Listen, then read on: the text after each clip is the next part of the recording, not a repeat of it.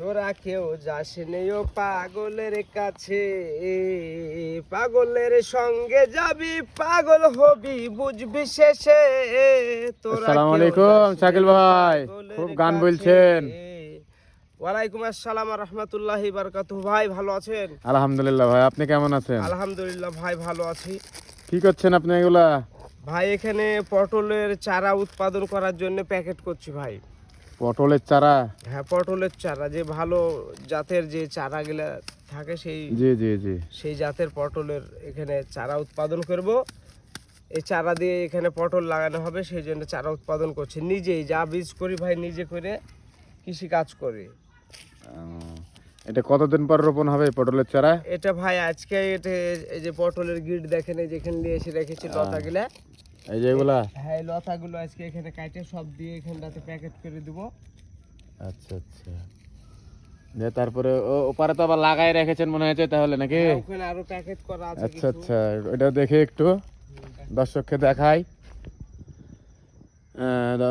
প্রিয় দর্শক, দেখতে পাচ্ছেন এই যে পটলের চারা রোপ তৈরি করার জন্য প্যাকেট করা হচ্ছে। এই যে দেখতে পাচ্ছেন আপনারা। তো শাকিল ভাইয়ের কাছ থেকে আমরা কিছু জানি এবং শুনি পরামর্শ।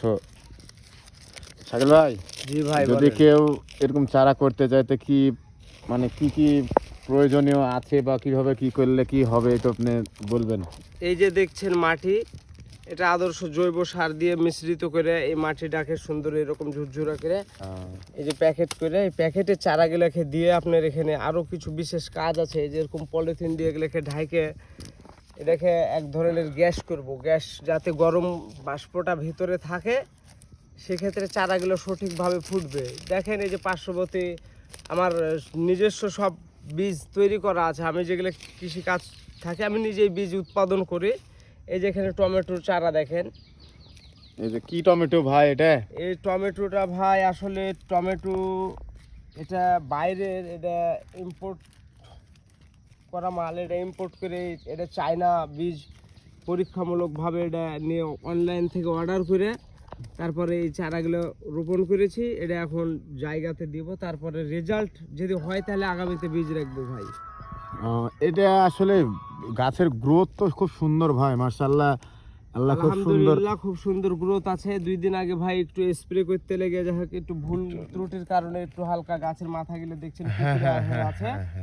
এটা স্প্রে একটু মানে ইয়াটা বেশি হয়ে গেছিল নাকি? বিষের আপনার কীটনাশকের ইয়াটা মাপটা একটু বেশি হওয়াতে আর কি এটা একটু ইয়া হয়েছে, ঠিক হয়ে যাবে আলহামদুলিল্লাহ। শাকিল ভাই, একটা আপনার শরীরকে নিয়ে একটা প্রশ্ন করতাম। আপনার এই যে পাটা যে অবস্থায় রেখেছেন আপনি, এটা কি আপনার সমস্যা হয় না এভাবে কাজ করতে? বা এটা সমস্যা বলতে গেলে কি বলবো, এখন আমি তো আগে সুস্থ ছিলাম, এখন দুর্ঘটনার শিকার হয়ে আল্লাহ আমাকে যা হোক ভালো রেখেছে আলহামদুলিল্লাহ। এখানে পায়ে রড ঢুকানো আছে, এই রডের কারণে পা আমার ভাঁজ হয় না। তা আমি তো একজন প্রতিবন্ধী মানুষ, আচ্ছা, তাই বলে তো আর বেকার থাকলে হবে না। তাই আজকে কৃষি কাজে লিপ্ত আছি এবং কৃষির সাথেই বেড়ে ওঠা আর কি। এরপর দিয়ে আপনি যে মানুষের কাছে অনেক লোক দেখে প্রতিবন্ধী মানুষ হাত পেতে খায়, কিন্তু আমাদের শাকিল ভাই দেখছি তার প্রতিবন্ধী, সে কাজ কাম করা খুব কষ্টকর। এই যে দেখতে পাচ্ছেন যেভাবে বসে থেকে কাজ কাম করছে, তারপরও সে কৃষির আবাদের পরে কর্ম করে খাচ্ছে। আলহামদুলিল্লাহ, খুব ভালো লাগলো তার এই কাজ কাম দেখে আমাকে। তো দর্শক, আপনারা যদি নবীর শিক্ষা করোনা ভিক্ষা শাকিল ভাইয়ের কথা শোনেন, আমি চাই যে প্রতিবন্ধী যারা আছে এদেশের আমরা বুঝা না, এদেশকে আমরা সচ্ছল করার জন্য আমরা অগ্রবদ্ধ থাকবো। আমরা সবাই এদেশকে এগিয়ে নিয়ে যাওয়ার চেষ্টা করব। আমরা প্রতিবন্ধী দেশের বুঝা না, আমরা এটাই সমাজকে আমি বুঝাতে চাই। এবং সমাজে যত প্রতিবন্ধী অবহেলিত আছে তাদেরকে আমি একটা যে কোনো এরকম কাজ ব্যবসা এগুলাতে একটা চমক দেখাতে চাই। আমি যদি সরকার আমাদের পাশে থাকে তাহলে ইনশাল্লাহ কৃষিতেই চমক কিছু একটা দেখাবো ইনশাল্লাহ। আপনারা যদি পাশে থাকেন, সবার তো দোয়া যদি আপনারা পাই। দোয়া করবেন শাকিল ভাইয়ের জন্য, শাকিল ভাই যেন এই কৃষিতে সাফল্য অর্জন করতে পারে। সে একজন প্রতিবন্ধী মানুষ, তার জন্য দোয়া করবেন অবশ্যই আপনারা।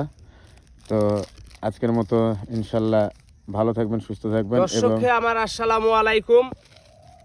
আর কিছু বলার আছে ভাই দর্শককে আপনার? দর্শককে বলবো, দর্শক আপনারা আমাদের পাশে থাকবেন, আপনাদের ভালোবাসাটাই দরকার।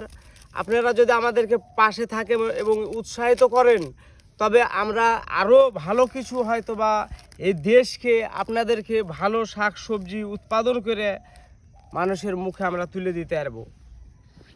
তো ধন্যবাদ, তা আপনারা আমাদের পাশে থাকবেন ইনশাল্লাহ। আসসালামু আলাইকুম আ রহমতুল্লাহ। ওয়ালাইকুম আসসালাম রহমতুল্লাহ।